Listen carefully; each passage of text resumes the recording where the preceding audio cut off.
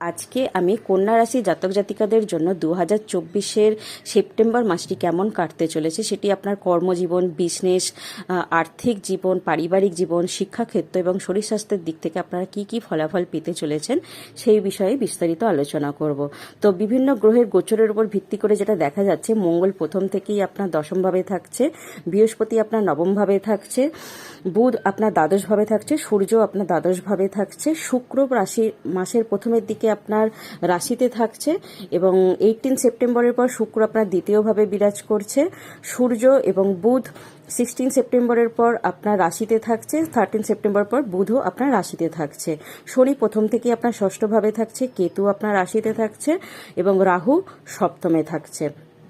তো যেটা দেখা যাচ্ছে, কন্যা রাশি জাতক জাতিকাদের জন্য এই মাসটা সামান্য উত্থান পতনে পূর্ণ হতে দেখা যাচ্ছে।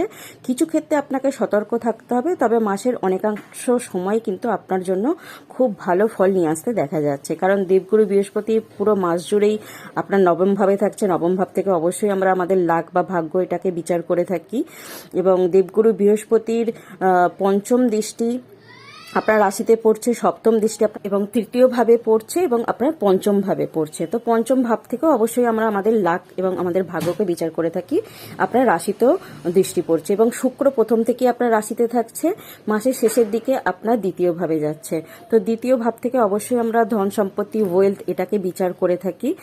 তো বিভিন্ন দিক থেকে কিন্তু আপনাদের আয় ইনকাম বাড়তে চলেছে। বৃহস্পতিরও দৃষ্টি আপনার রাশিতে পড়ছে এবং আপনার পঞ্চম ভাবে পড়ছে। ভাগ্য বিভিন্ন দিক থেকে আপনাদের সহায়তা করতে চলেছে।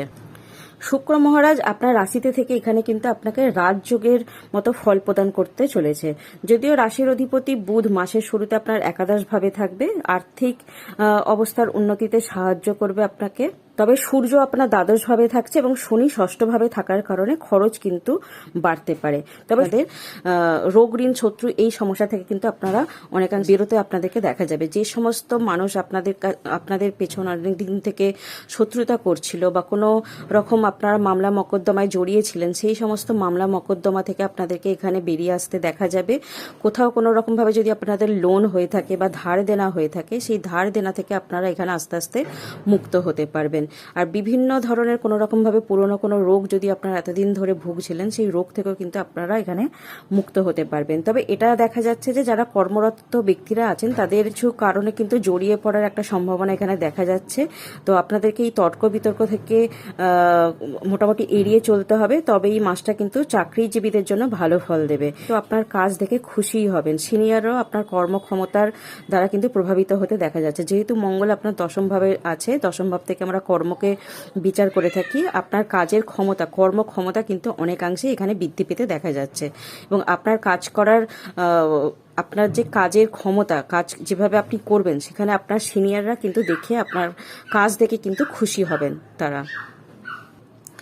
আর বিজনেসম্যানদের জন্য যেটা দেখা যাচ্ছে, এই মাসটা অবশ্যই ভালো। বিজনেসের সূত্রে আপনাদেরকে কোথাও ভ্রমণ করতে হতে পারে। আপনি আপনার বিজনেসকে যথেষ্ট পরিমাণে এগিয়ে নিয়ে যেতে পারবেন এবং আপনার ভাগ্যকে এখানে কিন্তু অনেক বেশি আপনাকে সহায়তা করতে চলেছে। প্রেম সম্পর্কের জন্য এই মাসটা প্রথমের দিকটা একটু সমস্যা আসতে পারে, কারণ রাহু আপনার রাশি থেকে সপ্তমে বিরাজ করছে এবং কেতু আপনার রাশিতেই আছে।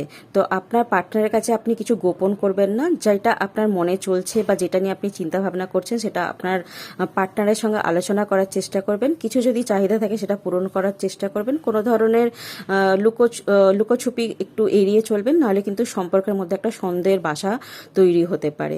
তো এই বিষয়টাকে আপনারা একটু খেয়াল রাখবেন, যেহেতু আপনার রাশিতে কেতু রয়েছে এবং কেতুর সপ্তম দৃষ্টি আপনার সপ্তম ভাবে পড়ছে। সপ্তম ভাব থেকে আমরা বিবাহকে বিচার করে থাকি এবং পঞ্চম ভাব থেকে আমরা প্রেম সম্পর্ককেও এটাকেও দেখে থাকি। তো বিবাহিতদের জন্য কিন্তু এখানে মিশ্র ফল আপনারা পেতে চলেছেন। আপনাদেরকে একটু খেয়াল রাখতে হবে, যে কোনো রিলেশন, সেটা বিবাহিত হতে পারে বা প্রেম সম্পর্কের রিলেশনও হতে পারে। তো এখানে একটু সমস্যা বাড়তে পারে, সেই দিকে আপনারা একটু খেয়াল রাখবেন। পার্টনারের সঙ্গে একটু বুঝে শুনে কথা বলবেন, তাদের সঙ্গে সততা বজায় রাখার চেষ্টা করবেন। তবে বৃহস্পতির শুভ দৃষ্টি আপনার রাশির ওপর পড়ছে এবং শুক্র আপনার রাশিতে থাকার ফলে আপনাদের সম্পর্কের মধ্যে প্রেমও থাকবে, রোমান্সের সম্ভাবনাও দেখা যাবে। পারস্পরিক বিবাদ যদি আপনারা একটু এড়িয়ে চলেন, সাবধানতার সঙ্গে যদি থাকেন, তাহলে কিন্তু খুব একটা বড় কোনো সমস্যা এখানে দেখা যাচ্ছে না। শিক্ষার্থীদের জন্য পড়াশোনা এখানে খুবই ভালো ফল আপনারা পাবেন। আপনি আপনার একাগ্রতা বজায় রাখতে কিছু চ্যালেঞ্জের অনুভব করবেন, তবে ধীরে ধীরে আপনার গতি এবং আপনার পথ অবশ্যই আপনি অর্জন করতে সক্ষম হবেন। পারিবারিক জীবনে কিছুটা সুখ আসতে চলেছে। আপনার পরিবারের সদস্যদের সমর্থন আপনি পাবেন যে কোনো কাজেতেই। আপনার কাজে সাফল্য পেতে সবাই আপনাকে সাহায্য করবে। আপনার আর্থিক অবস্থার দিক থেকে যদি তাকাই তাহলে কিন্তু যেটা বলা যাচ্ছে আয় স্বাভাবিকের থেকে অনেকটাই ভালো থাকবে এবং আপনার কর্মক্ষমতা অনেকটাই এখানে বৃদ্ধি পাচ্ছে। মঙ্গল আপনার দশমভাবে থাকছে, বৃহস্পতি শুভ দৃষ্টি থাকছে এবং শুক্র আপনার দ্বিতীয়ভাবে চলে যাচ্ছে। তো আপনার আয় কিন্তু বিভিন্ন দিক থেকে বাড়তে চলেছে, ভাগ্য আপনাকে বিভিন্ন দিক থেকে সহায়তা করতে চলেছে। শরীর স্বাস্থ্যের দিক থেকে আপনার এখানে মিশ্র ফল পেতে চলেছেন। আপনার কিছু চোখের সমস্যা কিছু বাড়তে পারে, আপনাকে সকাল সন্ধ্যা পরিষ্কার জল দিয়ে আপনাকে চোখ ধোয়ার চেষ্টা করবেন। এছাড়া আপনার কিন্তু হাড় বা জয়েন্টের ব্যথা আপনাকে এই মাসে বিরক্ত করতে পারে। এগুলো এড়াতে আপনাদেরকে একটু নিয়মিত শরীরচর্চা করতে হবে। সকাল সন্ধ্যা হাঁটার চেষ্টা করবেন, যোগব্যায়াম করার চেষ্টা করবেন, রুটিন মেনটেন করে চলবেন। আর ডায়েট বা পুষ্টিকর খাবারের দিকে একটু খেয়াল রাখবেন, তাহলে কিন্তু বড় কোনো সমস্যা এই মাসে আপনাদেরকে পড়তে দেখা যাচ্ছে না। আর উপায় যেটা করবেন, যেহেতু এই রাশির অধিপতি গ্রহ বুধ, তো অবশ্যই আপনারা নিয়ম করে বুধের মন্ত্র জপ করতে পারেন। ওং বু বুধায় নামা, বা গণেশজির মন্ত্র জপ করতে পারেন, ওং গং গণপতায় নামা। এছাড়া আপনারা শ্রী বিষ্ণু সহস্রনাম স্তোত্রেরও নিয়মিত রূপে পাঠ করতে পারেন। আর বুধবার দিন করে চেষ্টা করবেন কোনো গরিব বাচ্চাদেরকে কোনো সবুজ জাতীয় মিষ্টি খাওয়াতে বা পাখিদেরকে সবুজ দানা খাওয়াতে, তাহলে কিন্তু আপনার বুধ গ্রহ এখানে অনেক বেশি মজবুত হতে দেখা যাবে। এই ছিল কন্যা রাশি জাতক জাতিকাদের জন্য সেপ্টেম্বর মাসের রাশিফল।